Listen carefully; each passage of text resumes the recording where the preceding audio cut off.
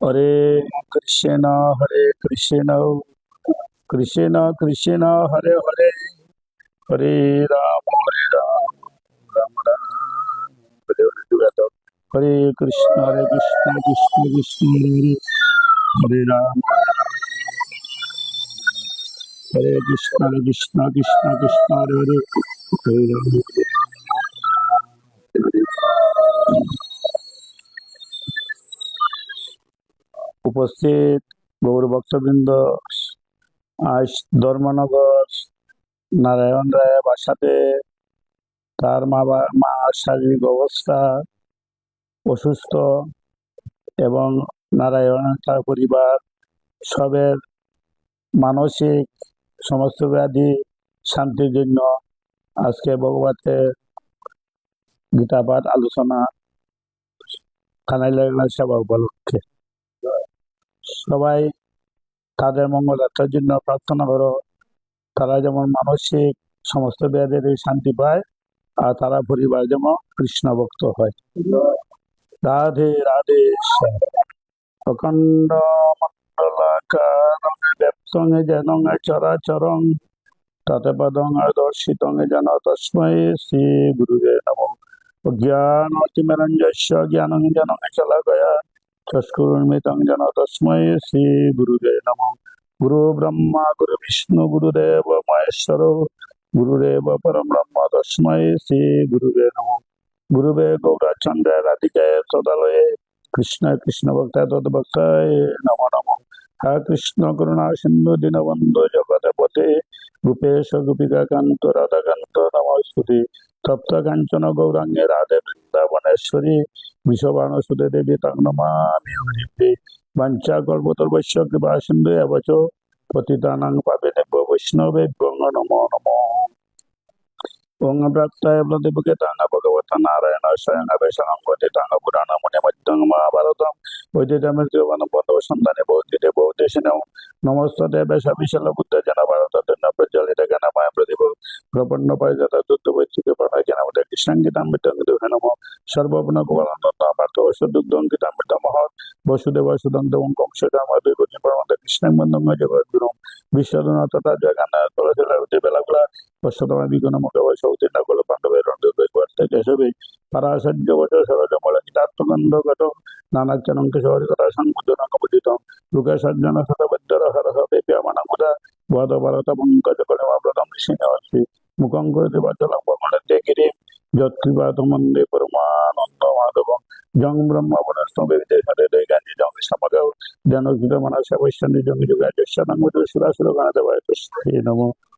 এবং সতত যুক্ত দেব সৎসংবর্ধুবাসতে যে ছবি অক্ষরঙ্গ ব্যক্তং সংযুগমৈত্তমং শ্রী ভগবান উপাস ময়্যা বেশমনোজমাং যুক্ত বসতে শ্রদ্ধা পরপতস্তে মে মুক্তে ধুমাং মত যত অক্ষণ উদ্দেশ্য ব্যক্তং পরবর্ত সর্বতঃ গুণতিত কুটস্থ জন্মদিব সংগ্রাম্য আমং সর্বত সমবুদ্ধয় তে প্রাপ্ত মধ্যে মাবে সর্বভূতে হৃদা ক্লেশাদিগ্রহং দর্শন ব্যক্ত চতং সম ও ভক্তে গুরুদেবদেবদেবপদে যত সর্বাণি কর্মাণি ময় সন্ন্যাস মতবরা অনন্য এবং যুগানবাং জানামত উপাসতে তেসামং সমুদক্ত মৃত্যুরং সংসার সাগরাত ভবানেশ্বর প্রাপ্তময়ী আদিত্যতম সম ময়ী এবং মনদর্শময়ী নিবাসা নিবাসে সীমাতনা সংসার তথা চিত্তং সমাধান অভ্যাস যুগান্তমাইচ্ছ তনজ উপাসব্য সমর্থ মৎক্রমা পরম ভোগ মদত্ত বিকর্মণি কুর্মং সিদ্ধি ভাবসুতে অতএব শক্ত শ্রীকর্তম যুগ আশ্রিতং সর্বকর্মা ফলাৎ থেকে তথা করে যথাত্মভাং সেই জ্ঞান অভ্যাসাত জ্ঞানাদানা বিশিষ্যতে জ্ঞানাৎ কর্মফলে তাকে শান্তি অনন্তরম পদেষ্টা সর্বদা মিত্র করুণ এবচ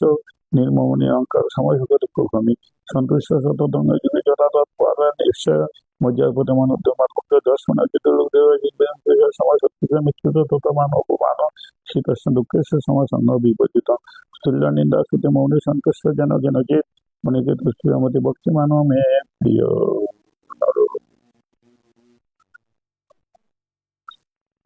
এখন তার মঙ্গলার্থের জন্য আমরা এক অধ্যায় অনেক আলোচনা রাখব।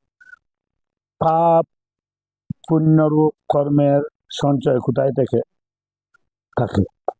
আমরা যে কর্ম করি পাপ এবং পুণ্য, এই সঞ্চয়টা কোথায় হয়ে থাকে? পাপটা পুণ্যটা কোথায় থাকে? অন্তঃকরণে হয়। পাপ এবং পুণ্য এটা আমাদের মনে জানে, এটা অন্তঃকরণে হয়। যেমন বিদ্যুৎ কতটা খরচ হয়েছে তা মিটার থেকে জানা যায়। রাধে রাধে। যে কোনো ব্যক্তি যে কোনো সময় বিদ্যুৎ খরচ করুক আর তো তখন লুকিয়ে রাখুক, মিটার তো অঙ্কিত হয়ে যাবে। এই রকম পাপ এবং পুণ্য হিসাবে করবার বিশেষ মিটার অন্তঃকরণে রয়েছে। এটা আমাদের অন্তরে একটা মিটার আছে পাপ পুণ্যের। বিদ্যুৎ খরচে এইভাবে মিটার আছে। বিদ্যুৎ খরচে তোমার কতটা তুমি বাতি জ্বালাইলে সেটা দেখে না, মিটারটা দেখে তোমার বিল উঠায়। তা আমরা তো কতটুকু পাপ পুণ্য বিচারটা আমরা মিটারই দেখবে। নিজেকে অথবা অন্যকে রক্ষা করার জন্য কোনো খারাপ লোককে মারলে কি পাপ হয়? নিজে রক্ষা করতে কোন ব্যক্তি খারাপ কাজ করলে কি পাপ হয়? এটা হলে আমাদের ক্ষত্রিয় দের। শুধু দের যখন ওরা তার সৃষ্টি হয়, যেমন শাসক রাজা যখন আমাদের ডাক শুনে না, আমরা ন্যায় পথে চলতে আমাদের উপর অন্যায় ভাবে আক্রমণ করতে থাকে, তখন এই অবস্থায় চাইতি বর্ণে মানুষ ক্ষত্রিয় ধর্মের অধিকারী হয়ে যায়। ক্ষত্রিয়রা রাজা যখন অন্যায়কারী কাজ করে সজা দেব, তখন ক্ষত্রিয় যারা সৈন্যরা যেমন নারী, গরু, সম্পত্তি, প্রাণ ইত্যাদি রক্ষা করার জন্য 4টা বর্ণের লোকের অস্ত্র ধারণ করতে পারে। নারী হত্যা যদি করে, হ্যাঁ সম্পত্তি হত্যা করে, আততায়ীতে বধ করলে কোনোদিন পাপ হয় না। উদ্দেশ্য কেবল নিজেকে বা নারীকে প্রভৃতিকে রক্ষা করতে হবে। আমার নারীকে যখন জুড়ে আক্রমণ করে সেটা রক্ষা করতে হবে, তাকে মারলে পাপ হয় না।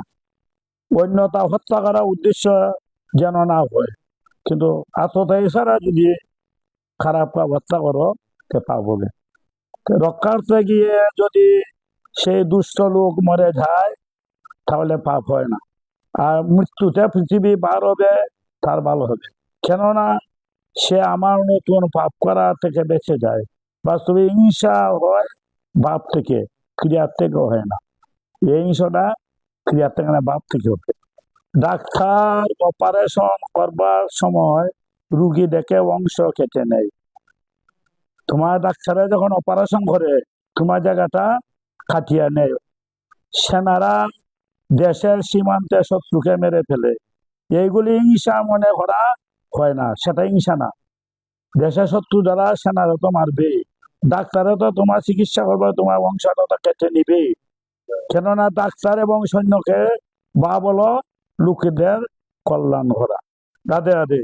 সৈন্যরা মারে শত্রুকে দেশের মঙ্গলের জন্য, ডাক্তারে আমরা অপারেশনের অংশটা কেটে নেয় আমার মঙ্গলের জন্য। যদি অন্যরাই যদি হাঁটে যেন শত্রুতা বৃদ্ধি হবে। পুণ্য কর্ম করলে কি পাপ কেটে যায়?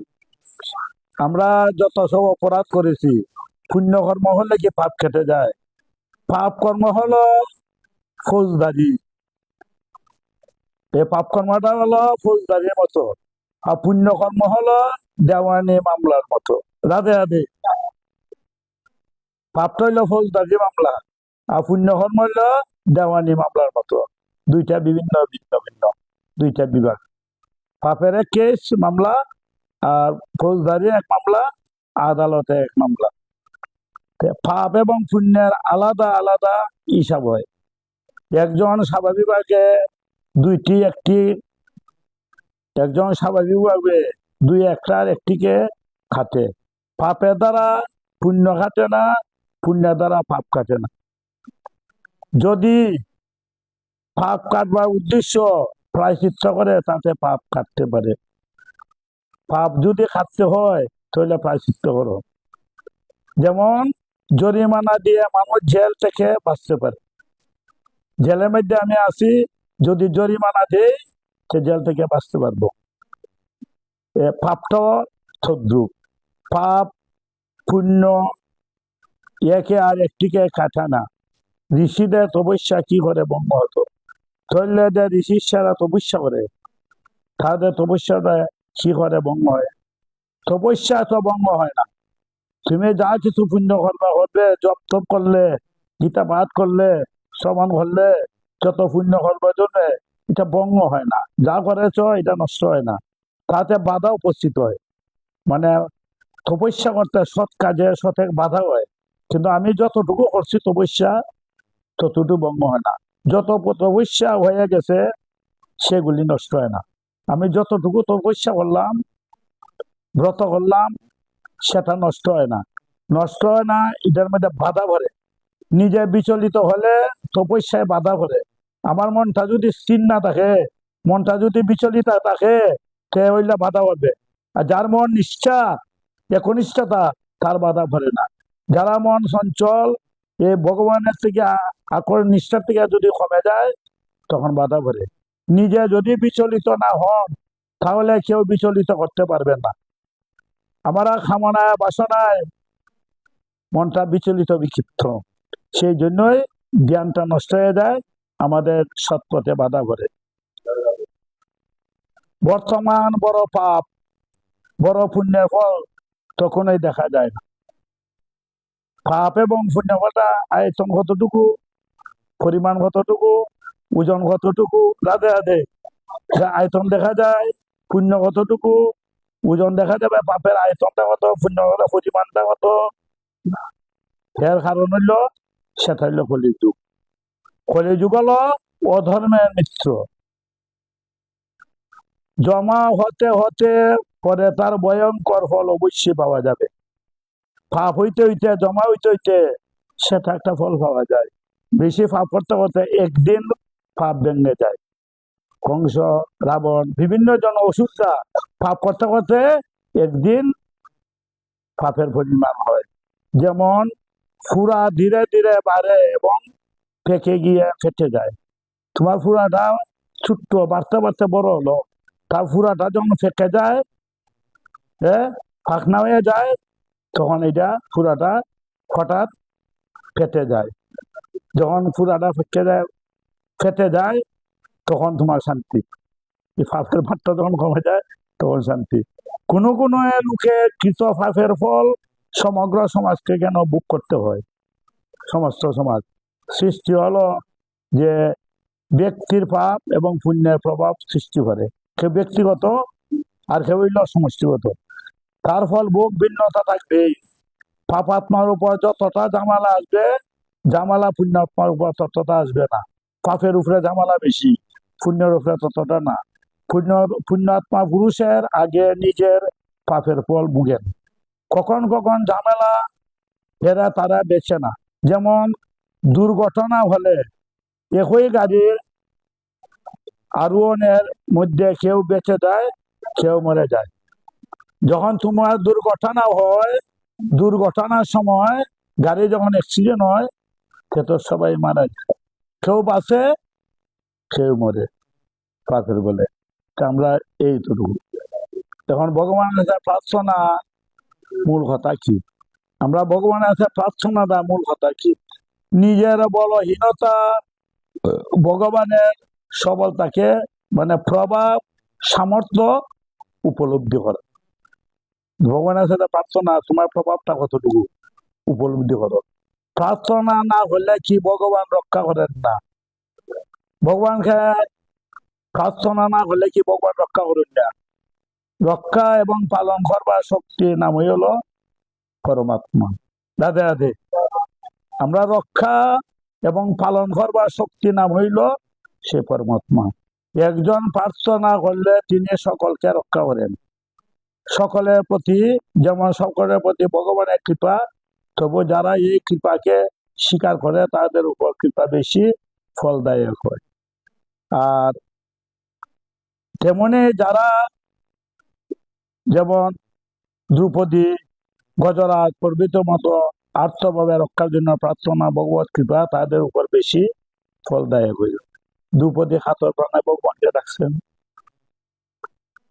মন যখন একনিষ্ঠ হয়েছে, দ্রৌপদী বলছে গোলকে কৃষ্ণ, ব্রজে কৃষ্ণ, মথুরা কৃষ্ণ, দাপরা কৃষ্ণ, অনেক দূর আস্তে আস্তে এইদিকে ডাকতেছেন, আর ওদিকে মনটা কাপড় টানা। রাধে রাধে। কাপড়ের দিকে মনটা টানে, তার মান সম্মান নিয়ে রক্ষা হয়। ভগবানের ডাকে মুখ দিয়া, কিন্তু মনটা কাপড় টানার দিকে। আর কাপড় টানটা দেখলে তখন হারান হয়ে গেলে তখন দুই হাত তুলিয়া বলছে ভগবান প্রাণনাথ। তখন তিনি অন্তর থেকে প্রাণনাথে রক্ষা করেন। ভগবান অন্তরে অন্তরে, অতি দূরে অতি নিকটে, অতি দূরে অতি নিকটে তিনি। কখন কখন প্রার্থনা হলে ভগবান কষ্ট থেকে রক্ষা করেন না, কোনো কোনো সময় ভগবান প্রার্থনা হলে রক্ষা করেন না। এ কারণটি বুঝি, মানে আর্থির মধ্যে ভাবের ঘাটতি থাকলে সফল হয় না। ভাবের যদি অভাব থাকে, ভক্তির যদি অভাব থাকে, সে ভগবান এই সময় রক্ষা করেন না। আর্থভাবটা যদি নিজের অক্ষম মনে করে সাধক উচিত। তাই তোমার প্রার্থনাটা তোমার ঘাটতি থাকলে হবে না, দৃঢ়ভাবে যদি নিষ্ঠ হয়, বিশ্বাস থাকে, শ্রদ্ধা থাকে, সে নিশ্চয়ই তোমাকে রক্ষা করেন। প্রার্থনা করা সত্ত্বে রক্ষা না হওয়ার কারণ কোনো কোনো মানুষের মধ্যে নাস্তিকতা এসে যায়। ভগবানকে ডাকছে ডাকছে, ভগবানের শুনুন না, তখন ভগবানের প্রতি বিশ্বাস নাস্তিক হয়ে যায়। ভগবানের ডাকছে কোনো ফল নাই, ভগবানের দেখছি রক্ষা করুন না, তার ফল নাই, ভগবানের ডাকছামই না। এমন কেন মনটা হয়? আগের থেকে অন্তরে নাস্তিকতা থাকে। যার মন ভগবানের প্রতি বিশ্বাস নাই, নাস্তিকতা, এ ডাকলো নাস্তিকতাই থাকে। তাই আসে, তার তো বিশ্বাস হয় না, সেটা ডাকলে ভগবানের রক্ষা করবে না। যে আগের থেকে নাস্তিক ছিল সে নাস্তিক হয়, আর যে আস্তিক প্রচন্ড প্রতিকূল পরিস্থিতি আস্তিকই দেখে। যারা বিশ্বাস থাকে সে যত বাধাই আসুক না কেন, সে বিশ্বাস আছে ভগবান রক্ষা করবেন। তাই ধর্মের মূল ভিত্তি হল বিশ্বাস। বিশ্বাসে কৃষ্ণ পায়, তর্কে বহুত। কেননা যে সকল পরিস্থিতি ভগবানের কৃপা প্রত্যক্ষ করে। আমাদের দুঃখ দূর করবার জন্য কি ভগবানের কাছে প্রার্থনা করা যায়? আমাদের দুঃখ দূর হবার জন্য ভগবানের কাছে প্রার্থনা করা যায়, করতে পারেন, তাতে কোনো দোষ নাই। কেবল একটি দোষই আসে যে আমরা কি বেশি দয়ালু না ভগবানের দেখি দয়া নাই। আমরা বেশি দয়ালু না ভগবানের মধ্যে দয়া নাই, এটাই এখন বিশ্বাস করতে হবে। এখন জানতে হবে আমাদের মঙ্গল কিসে হয়। কথাগুলা গুরুত্ব দিও। এখন একটা উদাহরণ আমি বলছি, একটা উদাহরণ বলতেছি। জানতে হবে মঙ্গল কিসে হয়। আগে ব্যবসা মনে মনে খুব চিন্তা করছিল কিসে তার মঙ্গল হবে। একজন ব্যবসাবৃত্তি, তার সারা জীবনে ব্যবসাবৃত্তি হলো, আর মনে মনে খুব চিন্তা করছিল কিসে তার মঙ্গল হবে। এই কথাটা জানবার জন্য সে এক সাধুর কাছে গিয়ে জিজ্ঞাসা করলো, বাবা আমার কি কবে মঙ্গল হবে বলে দিন। ব্যবসাটা একদিন তার মনে দেখলো, গিয়া সাধুকে বললো, বাবা আমার কবে মঙ্গল হবে বলে দিন। সাধু উত্তর দিল, তুমি সাধু সঙ্গ করো, সাধুরা ত্যাগী পুরুষ, সেই জন্য তাদের সেবা করো, তাহলে তোমার মঙ্গল হবে। সাধু উত্তর দিল। ব্যবসাতে এবার এক ব্রাহ্মণের কাছে জিজ্ঞাসা করলো, বাবা আমার কি করে মঙ্গল হবে বলে দিন। সাধু বাবাকে বলছে, সাধু বাবা দেওয়া, সাধু সেবা দেও। ব্রাহ্মণের নিকট গিয়ে বলছে, হে বাবা কি করে আমার মঙ্গল হবে বলে দিন। ব্রাহ্মণ বলল, সাধু সাজলে লোকে সাধু হয় না, আবার আমরা তো জন্ম থেকে ব্রাহ্মণ, যে সাধু সাজলে সাধু হয় না, আমরা জন্ম থেকে ব্রাহ্মণ। তাই তুমি ব্রাহ্মণের সেবা করো, তাতে তোমার মঙ্গল হবে। এবার ব্যবসাতে একজন সন্ন্যাসীর কাছে গেল, সে তাকে জিজ্ঞাসা করলো, বাবা আমার কিসে মঙ্গল হবে বলুন। সন্ন্যাসী বলল, সন্ন্যাসী সবার থেকে বড়, তারা সব জাতির গুরু, অতএব সন্ন্যাসীদের সেবা করো, তোমার মঙ্গল হবে। এই ব্যবসাটি একজন বৈরাগীর কাছে গিয়ে ওই কথাটা জিজ্ঞাসা করলো। সে বলল, বৈরাগী সবার শ্রেষ্ঠ, তাদের সেবা করো, তোমার মঙ্গল হবে। এইভাবে ব্যবসাটি প্রত্যেক সম্প্রদায়ের গুরু কাছে গিয়ে জিজ্ঞাসা করলো, আর সকলেই এক উত্তর দিল, তারাই সবাই শ্রেষ্ঠ, বাকি সবাই অসাধু পাষণ্ড। ব্যবসাটা বললো, যা ধরো যায় সবাই শ্রেষ্ঠ, বাকি দেখা যায় পাষণ্ড। তা বলে তুমি আমাদের শিষ্য হও, আমাদের কাছে দীক্ষা নেও, তাহলে আমার মঙ্গল হবে। গেল পাষণ্ডীর কাছে, পাষণ্ডী কইতাছে তুমি আমার শিষ্য হও, আমার কাছে দীক্ষা নেও, তাহলে তোমার মঙ্গল হবে। এইভাবে বেশ্যাটি যেখানে গেল সেখানে তার নিজেদের বর্ণ আশ্রম মত সম্প্রদায় আদির পক্ষে যুক্তি, বেশ্যাটি যুক্তি করলো। এই সব দেখে শুনে বেশ্যার মনে হলো তাহলে এবার সার যুক্তি খুঁজে পেলাম। বেশ্যাটা ভাবলো যার দ্বারা যায় সে ওই তার কথাই হয় প্রতিষ্ঠা, নিজের নিজের প্রতিষ্ঠা কথায় সে ওই কথা করলো। বেশ্যার মনে হলো সাধু বলছেন সাধুকে পূজা করো, ব্রাহ্মণ বলছে ব্রাহ্মণকে পূজা করো, আমি তাহলে বেশ্যা কেন পূজা করবো না? রাধে রাধে। এই ভেবে সে বুঝান করবার ফলে শহরে সব বেশ্যাদের একদিন বাড়িতে নিমন্ত্রণ করবো। কথাগুলো গুরুত্ব দিও। তখন ব্রাহ্মণের সবাই কয় এরা পূজা করো। তা আমরা বেশ্যা, যত বেশ্যা আছে সব বেশ্যারে নিমন্ত্রণ করলো। যত সময় সব বেশ্যারা আসতে লাগলো। ঘটনা হলো কি, ওই নগরে প্রান্তে এক সর্বত্যাগী নিরাসক্ত মহাপুরুষে বাস করতেন।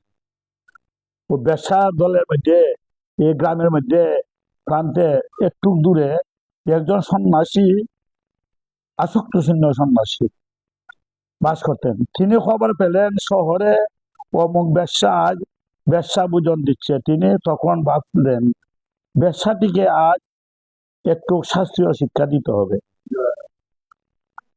এইভাবে তিনি বেশ্যাটির বাড়িতে উদ্দেশ্যে রওনা হলেন। সন্ন্যাসী সেই শুনছে আজকে বেশ্যাদের ভোজন, আমি তাদের একটু শিক্ষা দিই। ভোজনের জন্য রান্না হচ্ছিল। ভোজনের জন্য রাঁধুনিরা ভাতের মার, চাল ধোয়া জল ইত্যাদি নালায় ঢেলে দিচ্ছিল। ওইটা রান্না করবার সময় নালার মধ্যে ভাতের মার আর চাল ধোয়া জল রান্নার এগুলি নালায় ঢেলে দিচ্ছিল। তাই গড়িয়ে বাইরে চলে যাচ্ছিল। এই নালার থেকে যখন বাইরে গেছে, এই সময় এই বেশ্যাটি বাড়ির ছাদে উঠে বাইরের দিকে তাকিয়ে দেখে বেশ্যাটা ছাদের উপর আছে। তাকাই দেখে এক সাধু নালার চাল ধোয়া জলে হাত ধুচ্ছে। দাদা ওই যে মাছের ভাত আর চালা দোর এগুলো হাত ধরছে। এই দেখে বেশ্যাটি বেঁচিয়ে বলল, ওই সাধু বাবা আপনি, ওই বেশ্যাটি ওই ছাদ থেকে নামিয়ে বলল, সাধু বাবা আপনি কি করছেন? সাধু বাবা জবাব দেন, তুই কি অন্ধ নাকি? সাধু বাবা উত্তর দিলে, তুই নাকি অন্ধ? দেখতে পাচ্ছস না আমি হাত ধুচ্ছি? আমার বলছ কি করছো? দেখতে পাচ্ছস না আমি হাত ধুচ্ছি? বেশ্যাটা তাকে নিষেধ করা সত্ত্বে বেশ্যাটা তাকে নিষেধ করলো। বাবাজি শুনলেন না? তখন ছাদ থেকে নেমে এসে সাধু বাবার সামনে গিয়ে বললো, ও ছাদ থেকে এসে দেখে বলতেছে এটা হাত ধুয়ে না, জলটা বোঝা। তখন তাড়াতাড়ি বেশ্যাটা সাধু বাবার সামনে আসলো। বাবা এত ভাতের মাছ, এত তো হাত ধুয়ে হাতে যে ময়লা হবে, এটা তো ভাতের আবর্জনা, ড্রেনের জল, আপনার হাতটা ময়লা হবে, আপনি পরিষ্কার জলে হাত ধুন। সাধু বাবা উত্তর করলেন, এতে হাত ধুয়ে যদি হাত আরো ময়লা হয় তবে কি বেশ্যারা এর থেকে বেশি শুদ্ধ হয়ে তাদের সেবা করলে তো কল্যাণ হবে? বেশ্যারা ময়লা মধ্যে হাত ধুইতেছো, তো তোমরা কি কল্যাণ হবে? হাত পরিষ্কার জলে সাফ করো, ময়লা জলে। এই কথা শুনে বেশ্যাটি চেতন হলো, সত্যি তো বাবাজি ঠিক কথা বলছেন। তখন সে বাবাজিকে জিজ্ঞাসা করলো, বাবা তাহলে বলুন কিসে আমার কল্যাণ হবে?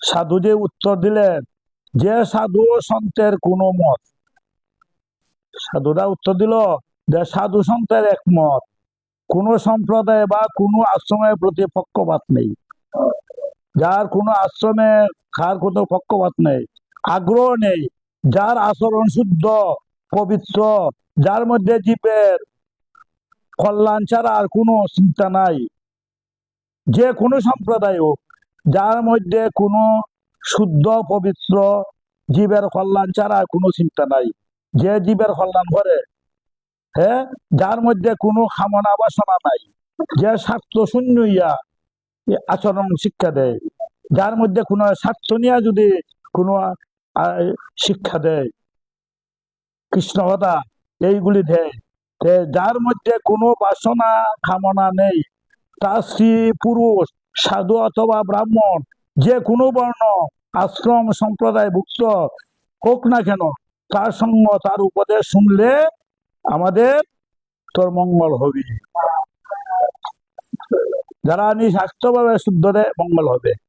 তাৎপর্য হলো যে স্বার্থ অহংকার বুক বুদ্ধি সম্প্রদ আচরণ করবার মনোবৃত্তি থাকবে, আসরিক আশ্রয় নেওয়াই করবে। মানে যাদের মধ্যে স্বার্থ অহংকার বুক বৃদ্ধি বুক বাসনা নিয়ে যারা সম্প্রদ আহরণ করে এমন মনোবৃত্তি গুলি নিয়ে থাকে, তাহলে আসরিক সম্প্রদ আশ্রয় করবে। যেখানে আসরিক সম্প্রদায় প্রবেশ করবে সেখানে শান্তি হবে না, অশান্তি ঝগড়া কাটি হবে এবং পতন হবে। এই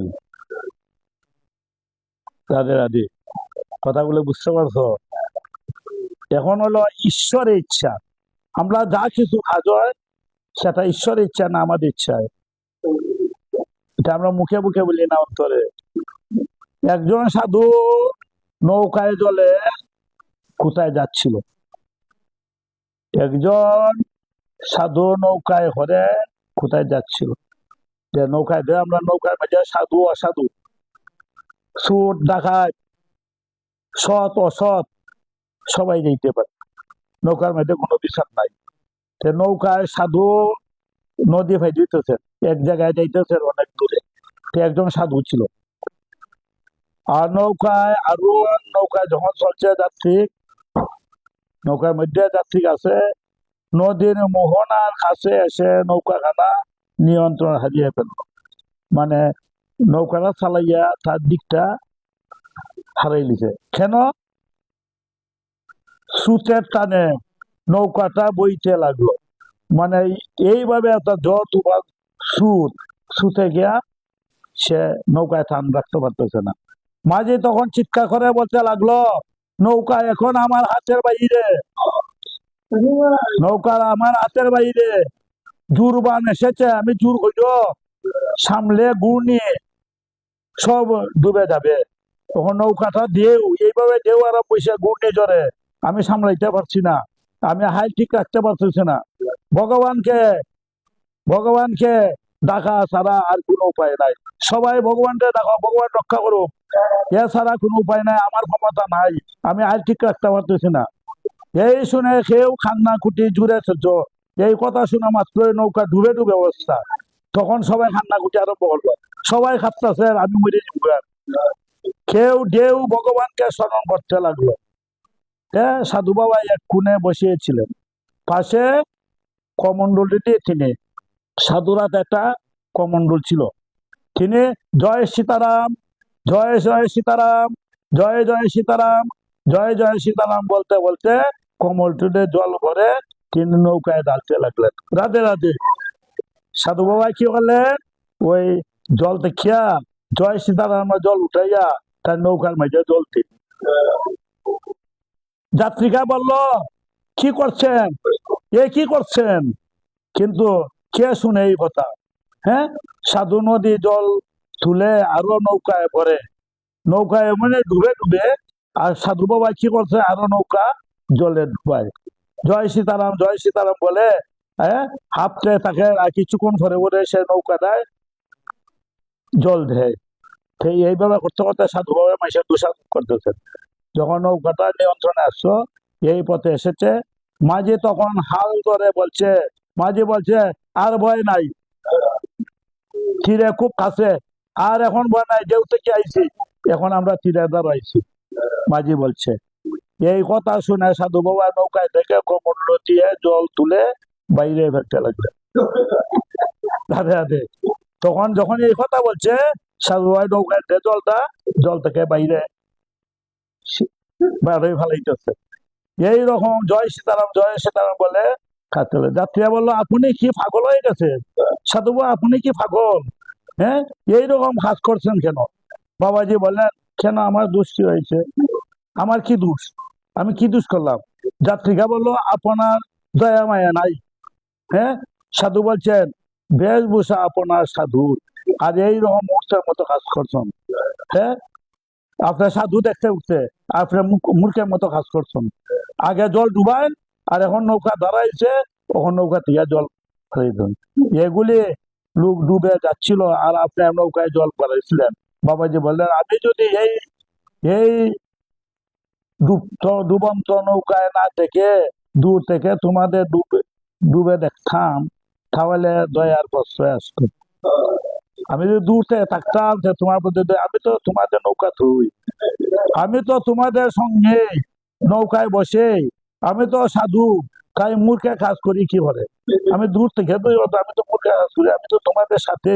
যাত্রী বললো, নৌকা যখন ডুবো ডুবো হলো, তখন আপনি জল ভরতে লাগলেন, আর নৌকা যখন ঘূর্ণি জলে বেঁচে গেল, তখন আপনি জল বার করতে নিতে লাগলেন। উল্টা কাজ হলো, আপনি তো উল্টা উল্টা কাজ করলেন।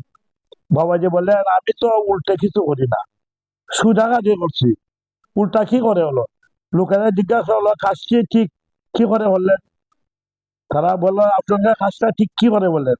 বাবাজি বললেন, সঠিক এই জন্যই সবকিছু তাৎপর্য আমি বুঝি না। আমার মনে হলো ভগবান বোধহয় নৌকাটা ডুবিয়ে দেবেন, তাই যদি তার ইচ্ছা হয় তাহলে আমিও তার ইচ্ছায় সাহায্য করি না কেন? ভগবানের ইচ্ছা যেমন আছে, তা আমি ভগবানের ইচ্ছার মধ্যে কাজ করি। আর যখন নৌকা বিপদ থেকে উঠে গেল, তখন ভাবলাম উনি বোধহয় নৌকা ডুবাইবেন না, তাই হলো ইচ্ছা অনুযায়ী কাজ করাটাই ভালো। ভগবান ইচ্ছা অনুযায়ী কাজ করলাম। এটাই বিবাহ সংগ্রহ, নৌকা থেকে জল বাইর করে তিনি লাগলেন। হ্যাঁ, আমি মানুষ, সাধু মানুষ, মরা আর বাঁচবার নিজস্ব কোনো ইচ্ছা আমার বাসনা নাই। ভগবানের ইচ্ছায় আমার ইচ্ছা। ভগবানের লীলা কে বুঝবে? যদি আগে জানতাম যে ভগবান নৌকায় ডুবাইবেন না, তাহলে আমি জল ভরতাম না। কিন্তু সেই সব কথা বুঝতে পারিনি। ভেবেছিলাম তিনি নৌকা খানা ডুবাইবে, এই সংকেত। এই হচ্ছে শরণাগত ভক্তের লক্ষণ। যারা ভগবানের কাছে শরণাগত হয়, তাদের লক্ষণ রইল ভগবানের যা করবেন ভগবানের ইচ্ছায়, সব ইচ্ছায়। তাই সাধু বাবাজি এইরকম করেছিলেন। কিন্তু আপনার এই কথা বলার উদ্দেশ্য হলো, নৌকা যদি নিতান্তই ডুবতে থাকে, তবে জল ভরছেন না, ঠিক কথা। বাঁচার উপায় করুন। আপনার বাবা কোনো ক্রমে খান্না খুঁটি করবেন না। কোনোদিন যদি বিপদে পড়েন, কোনোদিন খান্না খুঁটি করবেন না। চিন্তা মাথায় রাখবেন যে সব আগে থেকে ঠিক হয়ে গেছে। চিন্তায় মাথায় রাখবেন যে তাতে কোনো কাজ মঙ্গল চিন্তা চিন্তা রাখা হবে। সবসময় ভগবানকে বিপদের সময় স্মরণ রাখবে। তখন ভগবানকে স্মরণ ছাড়া তোমার ইচ্ছা রক্ষা হইতে পারবে না। তা খান্না কুটি করে না করিয়া ভগবানের ইচ্ছা, ভগবানের আত্মসমর্পণ করো। আজকে মঙ্গলবারটা এটাই, আমরা যা কিছু কর্ম করো আমাদের ইচ্ছায় না, সবকিছু ভগবানের আত্মসমর্পণ। আমাদের চিতাব জ্বালা দূর করে না ঔষধ কি? এটা আমাদের মধ্যে চিতাব জ্বালা দূর করে ঔষধ কি? সেই ব্যাধি ঔষধটা কি দেয়? চিতাব জ্বালার একমাত্র ঔষধ ভগবানের কাছে আত্মসমর্পণ করা। জয় জয় খানেলাল কি, জয় জয় রাধারানী কি, বলবো শ্রীকৃষ্ণ চৈতন্য গৌরাঙ্গ মহাপ্রভু কি, জয় জয় বলবো শ্রীকৃষ্ণ চৈতন্য গৌরাঙ্গ মহাপ্রভু কি, জয়। সেই যাদব।